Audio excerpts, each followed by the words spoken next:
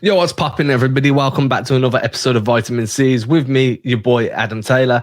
As usual, I'm joined by my co-host, my compadre, my co-host in crime, who is absolutely destroying whatever was in that cup right then, Mr. Tim Sheils. What's poppin', Tim? It's coffee, I promise. Nothing illicit. It is far it's too Friday, early for man. me. I mean, if it's got some liquor in there, it's got some liquor in it. I'm not judging. Do you know what I'm saying? A little bit of peppermint schnapps, a little McGill. I mean, I said liquor, not today. like appetizers. Yeah, it's a warm-up. It's a warm-up.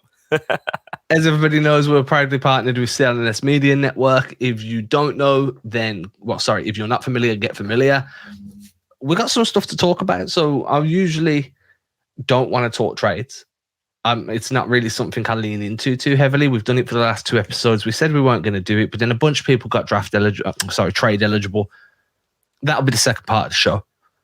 The first part of the show, the more important part of the show, the delightful part of the show, Mr. Robert Williams is scheduled to play NBA basketball for the first time this season. That's right, ladies and gentlemen. The Time Lord has returned.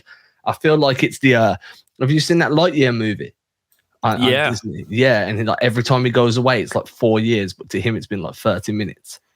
Yeah, I'm hoping it looks like that when Rob comes back. It's like, to us, it's felt like an eternity. To him, it's like, yo, watch this bounce.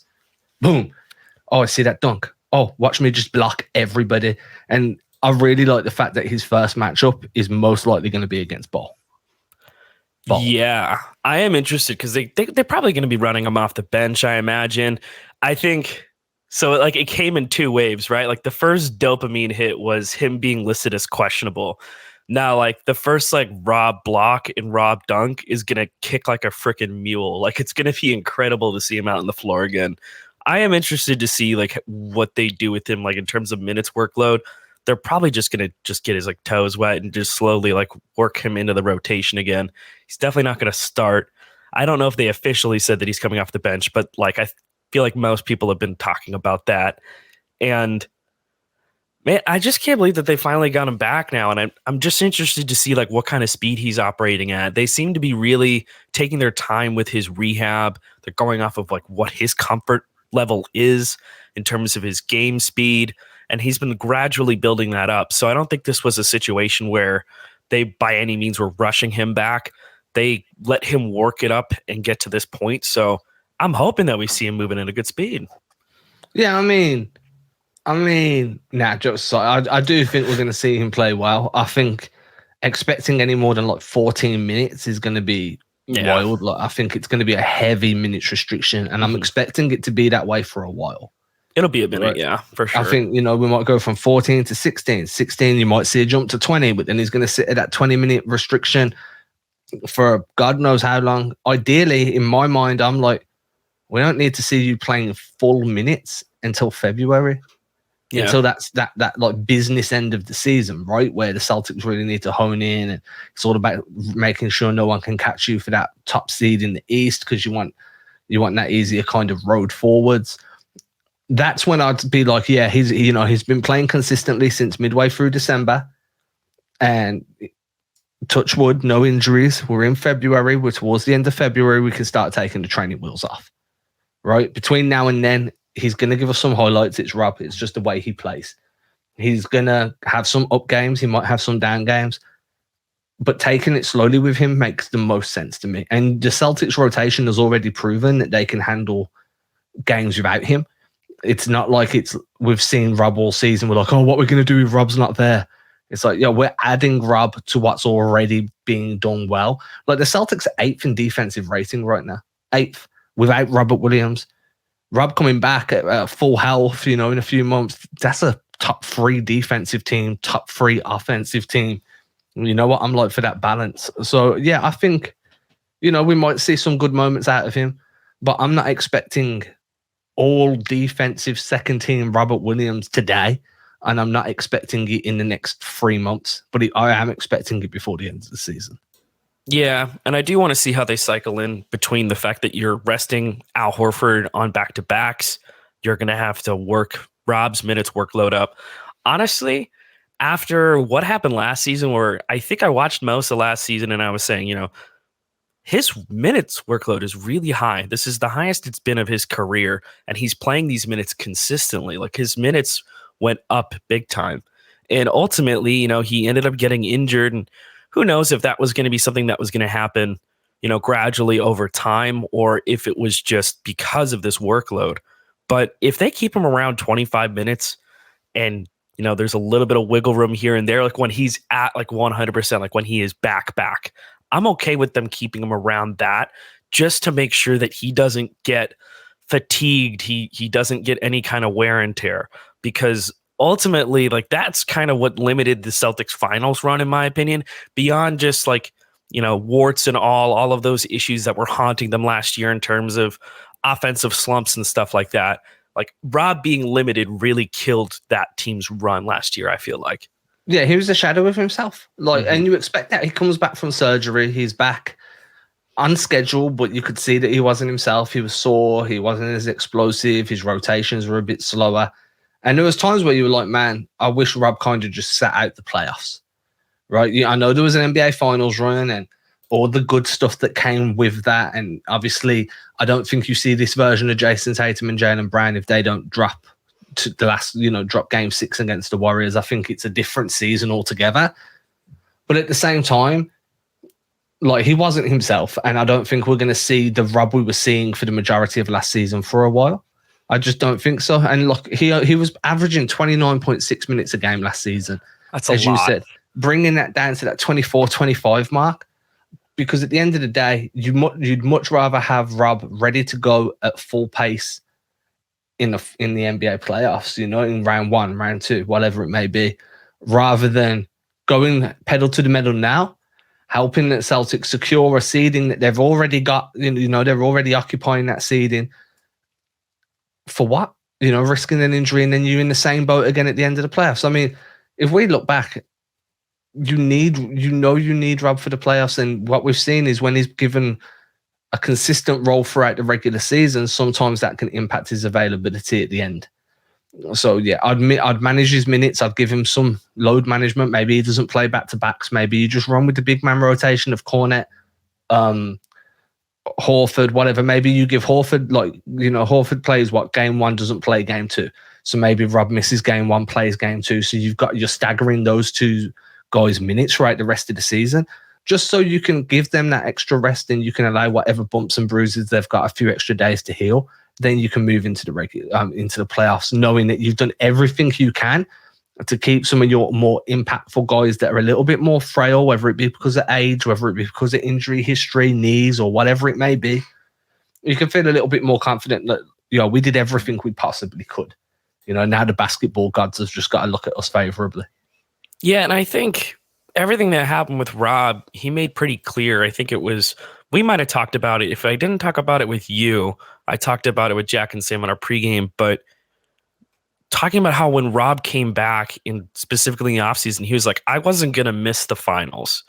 Like, there was no way that I wasn't going to play. Like, he ultimately was the one to make that decision to come back, like, have the surgery and be like, I don't want to miss this run, and making that possible, even though ultimately, he needed to get knee surgery again in the offseason to clean everything up there.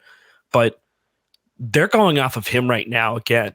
Like, they're making sure that, hey, you need to be at like the best comfort level. We are not going to force you back. And look at the team's performance now. He's clearly like amped to get out there. I don't know if you saw any of the locker room footage, but like, he's in there. He's excited. He was amped up after that Lakers win. And obviously he traveled with the team for this West Coast trip. But I'm actually really glad that they didn't bring him back against like the Clippers, the Lakers. Like, you're bringing him back against the Orlando Magic. You're gonna have Al as well, which is good. Again, congrats to Al and his family on the baby girl. So just having both of those guys back, I'm interested to see how they do stagger Rob's minutes, but I don't want to harp on that too much longer. We've got some interesting trade stuff to talk about. Yeah, I just want to kill the last 30 seconds because that helps with the chapters. So just to, be pedantic, I like the idea of staggering Al. I like the idea of staggering Rob. I also like the idea of Cornet having to get a bit of a bigger role here and there. Blake Griffin's shown he can be a plug and play big man as well. I'm very comfortable with what Boston have at that big man rotation. However, there's always room to improve. Always room to improve. And that is going to be what we talk about moving forward. So yesterday on social media, on the Bird app, the Twitter, I put out a tweet just saying, give me some of your best realistic trade targets. And realistic was very stressed. Like, I didn't want people coming at me with like, hey, we need Dame Lillard, Kyrie Irving, and then we need Harden coming off the bench, right? Like, I didn't want none of that. But everybody kind of gave me some really good names. So I wanted to throw a few out there we could have a discussion about. It's quite clear that the fan base as a whole, or at least the fan base that follow me, they're very big on either a backup wing or a backup big. And I think that's what everybody's been discussing. We've discussed that at length. We don't need to go into why the Celtics need that. You can always find old episodes of this show or any other show that you listen to, and I'm sure there's going to be reasonings behind it, or you should be able to find some reasonings behind it. So I'm going to start off with a name that I like a lot. I think that he was 18 months ago, you could argue he was probably the best backup big man in the NBA. I think this year his role has been reduced a little bit. He's not really giving you the production he usually does because he's playing behind two legitimate bigs, and it's just kind of messing things up for him a little bit. He's not getting the rhythm, and that's Naz Reid from the Timberwolves. All right, so he's on the final year of his deal. He is having a bit of a down deal. He can shoot the three a little bit. Not great, but he can. He can rim run. He can block shots. He can rebound. Good size. And most importantly, he fits into a TPE. Right, you can pick him up on a TPE. I don't know what the Timberwolves would want in return. I don't even know if he'd be available. But he's a good type of, if you want a big man insurance policy, he's the type of guy that you should be looking for, right? And maybe you have to give up a Pritchard, or maybe you have to give up a draft pick, or maybe both. But Reid gives you good size, solid rim runner, and if you want to be upgrading from Cornet and Griffin, he's the type of guy you can go after. Now, I will say this is on the final year of his deal. You'd have to feel very comfortable in your ability to renegotiate and retain him if you were going to be giving up a player in this deal. What are your thoughts on Reid? I mean, I think it's a solid pickup. I've heard his name tossed around before, even before like this season, as a guy that would fit. A lot of people have seen him play and said, this is a guy that would fit a really good role for the Celtics. Bit of a tweener, 6'9", can play the 4 and the 5. Not fantastic shooting, but I don't think he can stretch the floor a little bit. Like, he'll take the shots, right? And so just to put this inside to cut you here, I'm a big fan of guys that take shots because, and I'll say this, when everyone talks about like shooting gravity and spacing and stuff, it's not necessarily the fact that you convert at a high clip. It's that guys know you're willing to shoot that shot. Yeah. Right. Because anyone in the NBA is going to hit wide open threes.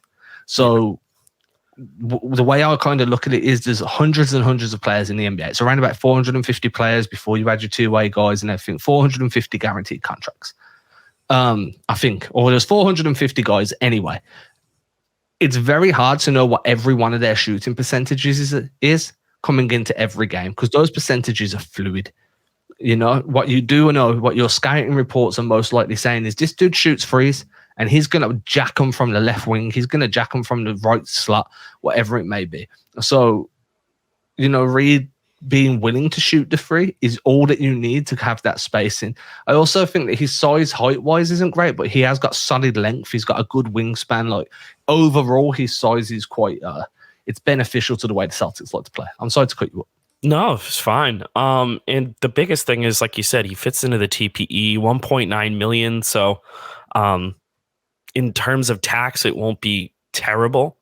And I think it's a good comfort level. But again, it always comes down to what that contract's going to be at the end of the season. Like, if you're able to retain him, okay. But I think that might scare the Celtics off only because they just figured out everything with Al Horford. They got his extension done. So, like, the big free agent that they have to worry about is Grant. And he's a restricted free agent. And you're going to probably match whatever money gets tossed out there. But adding another free agent to the mix might make things more complicated. So maybe that's something that they don't do. But in terms of fit, I think it's hard to argue against. He's young too, so he fits the timeline of this team. And it just gives you a little bit more oomph behind Rob and Al. And I think that's honestly something that we've talked about a lot for a while now. If you're looking for longer control, like more like contract control, Richaun Holmes is a guy that could interest you, right? Kind of built in that Montrez type mold, very much an energy guy, really bangs on the boards, can pass a little bit. Again, he's more of a rim runner. You're not going to see him but he's not really a dunker like that. He's definitely a solid screener. You can use him in multiple different on-ball actions, but he's expensive, right? I mean, he's not going to fit in any of the TPEs. You're going to need to put a package of players together, and you're going to need to put some draft compensation together. And my biggest issue here is I see no reason why the Sacramento Kings, who are currently on pace to make the playoffs for the first time since more than most of our listeners have been alive, I don't understand why the Kings would be willing to make that deal, right? I know that Holmes isn't really playing as much as what he usually does. He's not really having the same impact this year, but he's part of that rotation. He's part of everything that they're doing good at the moment. And I don't see where the Celtics can come in with an offer that makes the Kings be like, yeah, this improves us and it doesn't hurt what we're trying to do. Like, they just want to make the playoffs, right? Like, it's been it's over a 20-year drought at this point. Like, it's been a long time. It's a long time. Long time. Most of LeBron's career. You know what I'm saying? Like, that's what we're talking about. Yeah. And then when you were like, hey, we can give you a package of like Gallo, Pritchard, and Justin Jackson. Like, okay, so they're never going to play Jackson probably. Pritchard might get some run. Gallo's out for the year. Yeah. Why would they be willing to do that? Like, Holmes makes perfect sense from a Boston standpoint. Like, if you want an insurance policy, he's one of the best ones out there. Him, Reid, there's a couple of other names, but he's among the top insurance policies out there. From a Kings standpoint, they're just going to be like, well, why does this make sense for us? That's an old Kings move, and they're running the franchise correctly at the moment. I don't see them being willing to make that trade. Yeah, and again, I think the cost puts me off. Personally, for me, I like Richaun Holmes in terms of his fit. There was some off the court stuff that happened with him. I don't know all the details, but in terms of, you add that together with the amount of cap space that he would take up, I mean, you're looking at 11.2 million cap hit. That means that you're moving multiple guys just to cobble together that money, or you're moving a guy like Marcus or Derek or Brogdon, which we all know that's not going to happen. Or you're, adding in Gallinari, which you have to wait. Now he's actually trade eligible. But again, I just don't like it. And it doesn't make sense for the Kings either. They're trying to make the playoffs for the first time in a long time, like he's mentioned, but I would be out on Richaun Holmes. I think it's too expensive.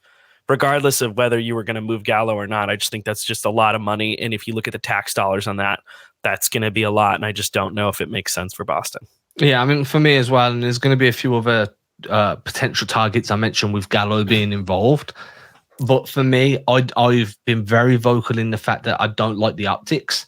Yeah. I don't like the idea of moving on from a guy that signed with you because he's always wanted to play for you. Like, he's grew up in a family full of Celtics fans. He comes to you, gets hurt, and then you just trade him away. I think the optics are bad. The Celtics are like, that Isaiah Thomas kind of fiasco is slowly going in the rear view now. Players are starting to kind of be like, yo, that was different ownership, like different management, sorry. There's a different structure there now. I wouldn't want to kind of be like, hey, well, now you're just all getting over the IT thing. We're going to do this. We're going to move on from Gallo. And I know Gallo wouldn't have the same impact because he doesn't mean the same to the franchise, but it's still just how can you ever try and entice a free agent to you, one that's an impactful one, if they're like, yo, if I get hurt, they're just going to bounce me. You want some trust factor with the players. Mm-hmm. But with that said, I do want to move on. This name's been floated around the most, so everyone will know here. We can kind of go quickly on this one and the next one. We can tie them in together, right? So Jakob Poeltl and Mo Bamba. I brought up Bamba at the end of the last episode, so you can always click back over and see that one. Poeltl's just a name that seems to be everywhere at the moment. I did see Jake Fisher reporting that the Raptors are kind of like the team that's hovering around him, waiting to see what happens. If he hits free agency market, you can probably look over at the Raptors as a team that are really going to push to bring him back there, because they they traded him away, right, in that Kawhi trade. And it looks like they might be like, hey, we could really do with a Jakon Poeltl. If the Celtics wanted to trade for him, again, it's going to need to be a player package, going to need to add in Pritchard, probably Gallo, draft capital. It's going to get ugly. Bamba's the same. Bamba's on like 10.3 mil. Next season's non-guaranteed. I just don't see if the Magic don't trust him enough to guarantee that year, why should Boston, whatever it may be. Again, you got to give up some pieces, man. He's on 10.3. He's not going to fit in any TPE. I'm pretty confident the Magic could want Pritchard. I'm pretty confident they'd want like a Justin Jackson or someone like that. And then you've got to throw Gallo in to make the money up.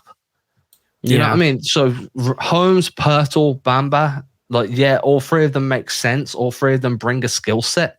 Poeltl's obviously the best one out of the bunch, but he's going to get real paid this summer, So all three, you've got to add in Gallo. I'm out on all three, but I do see the benefits of trying to target one of those guys as well.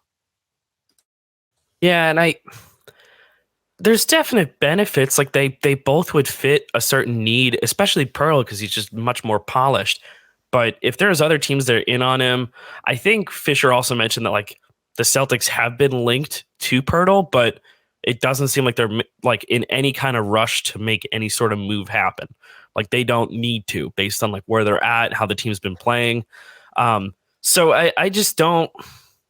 I don't see like a swing like that. Again, it does come down to money. I'm not even talking about tax at this point.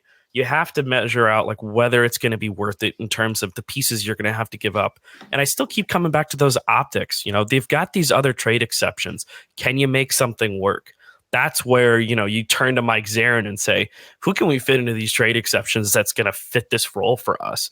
And that's where it really helps that him and Brad Stevens have a working history together when they're trying to put their heads together and figure out, what can we do to help this team improve in terms of cost effectiveness.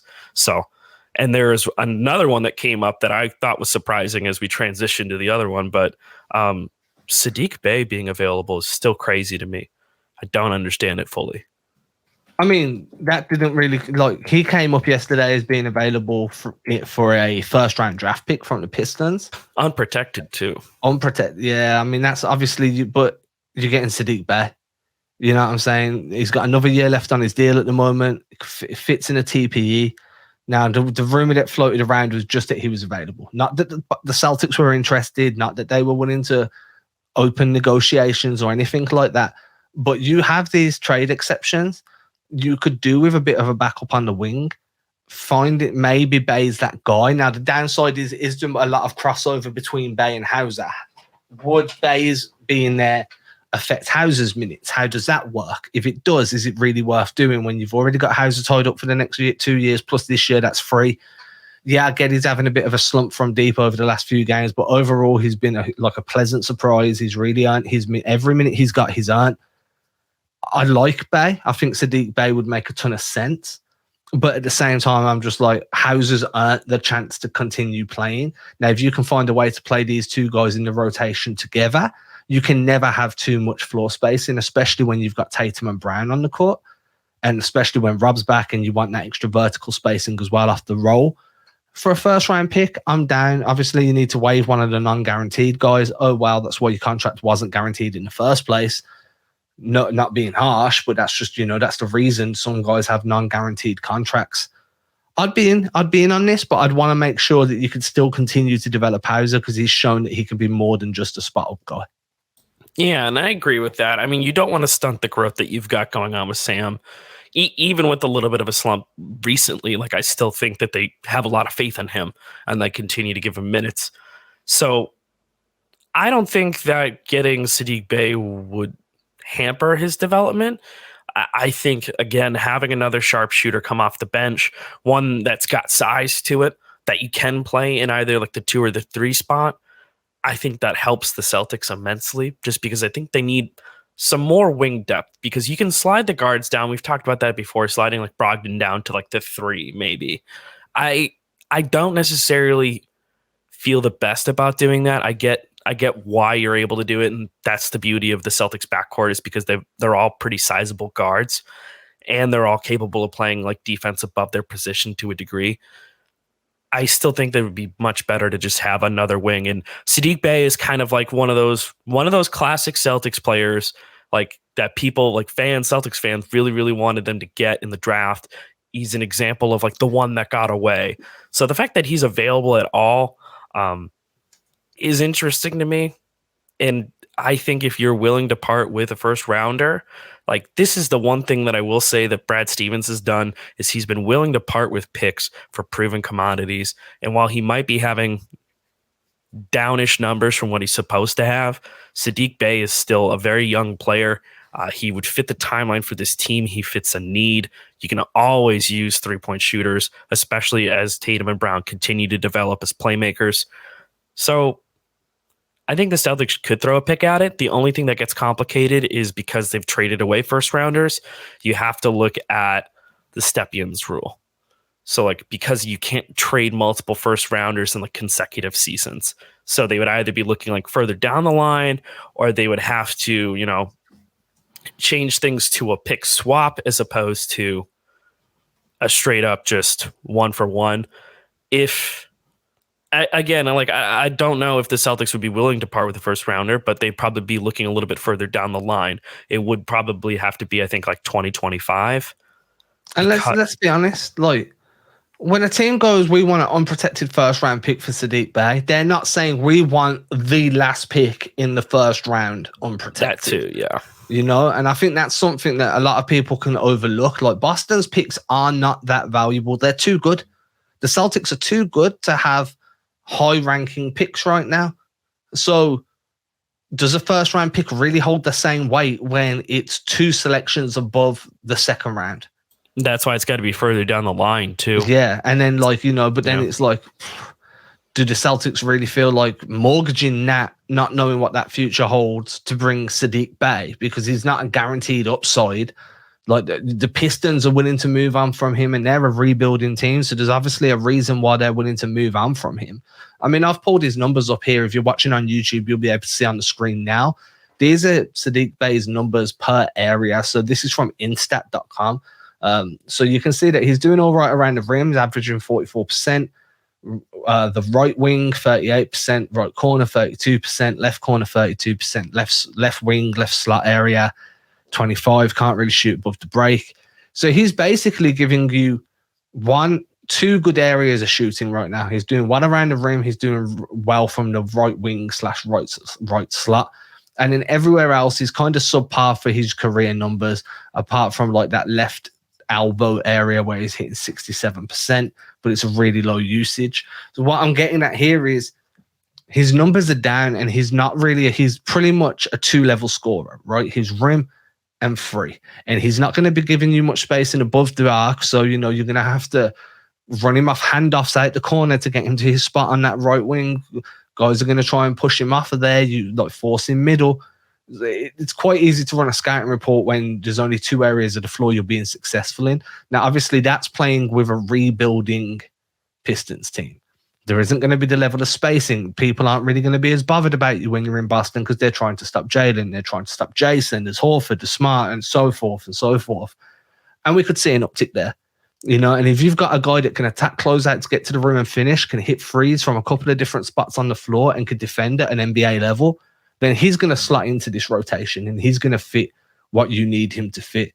My issue is everything that I've just said that you need from Bey, you already get from Hauser. Yeah. Yeah. You know what I'm saying? And then the draft pick as well, I just don't see Detroit being interested there. But he's a very viable name if you do want some wing depth. Yeah. And I think, again, it just comes down to the cost. And if you are able to kick that pick down the line, if you'd be able to work out some kind of protections on it. You know, if it's like a top 5, protected top 5 or top 8 one year, and then like top 3 another year. So like if it does end up being in the lottery, outside of being, an elite pick, you're just trading it away. So again, Sam Hauser gives you a lot of what you get from Saddiq Bey.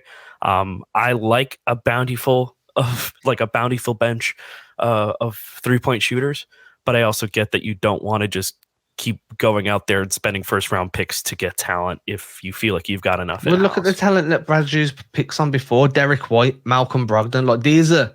So I trust his judgment when he does. Yeah, but what I'm saying is there's a very sharp difference in talent from them to Saddiq Bey. So like he went and used draft picks on not only proven commodities, but guys that have come, like who they are, like what they are now is who they are as players. Like you know what you're getting. There's no development involved. They're coming in towards their prime or in their prime and impacting winning. It's completely different than using a first round pick on a guy that still needs to be developed. Boston, that isn't the Celtics' current cycle.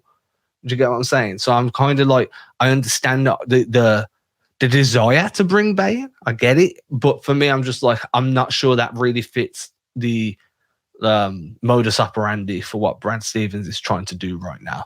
So the last guy on the list who does kind of fit a little bit more, fits in the TPE, has a team option for next season. He has shown improvements across the board this year, but there's no guarantees available, would be Kenyon Martin Jr. from the Rockets. What do you think of Kenyon Martin Jr.? I mean, I'm familiar with his father. I'm not entirely familiar with his game as a whole. I know that he's a 3-point shooter, right? Yeah, I mean, I've watched a bit of Rockets this year. I'm a big Jalen Green guy, and I'm a big Kevin Porter Jr. guy. So I have watched the Rockets a few times, you know, more than what most people that aren't Rockets fans have probably watched the Rockets. I mean, fair, right? Yeah, he's been like, he's got some two-way upside. He's shown improvements in his scoring. He's shown improvements in his rebounding. He's young enough to still develop, but he's not cheap. But where he's young enough to still develop, he's developed enough to come in and give you something now. Like he's not coming in as a project like Bey could potentially be. And he's more versatile than Bey, can handle the rock a little bit, can do a bit off ball, can do a bit like screening wise, rebounding wise. And he just fits the, hey, we need a wing that, you know, even if you don't touch the ball for 5 possessions, you've impacted the play on each of those 5 possessions. You've done something, whether it's screening, whether it's cutting, relocating, those little movements to help win those selfless plays. That's what the Celtics really need off their backup wing. I think Kenyon Martin could be that guy. And I guess my question then would be, like, if he's got this skill set and he's with a rebuilding team like Houston, is he actually available? Is that a rumor that we've seen going around? Or is this someone just mentioned him as like a realistic fit? And I just think that, you know, the Rockets, they have their core kind of in place now. You know, Garuba's there, Sengun's there. Is Sengun there? Have I got that wrong? No, so I think Sengun's there.